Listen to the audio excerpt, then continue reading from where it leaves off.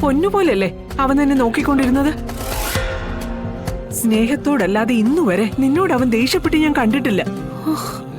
എന്നിട്ടും നീ അവനെ... സത്യമേ, ഞാൻ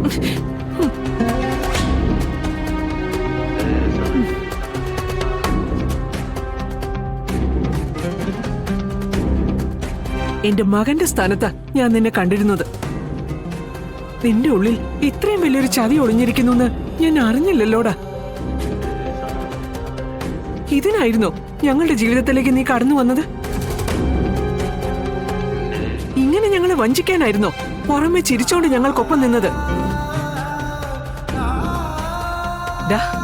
ഞാൻ നിന്നെ പ്രാകാത്തതേ അത്രയധികം സ്നേഹം എന്റെ ഉള്ളിൽ നിന്നോടുള്ളത് കൊണ്ടാ. പൊയ്ക്കോ എന്റെ മുന്നീന്ന്.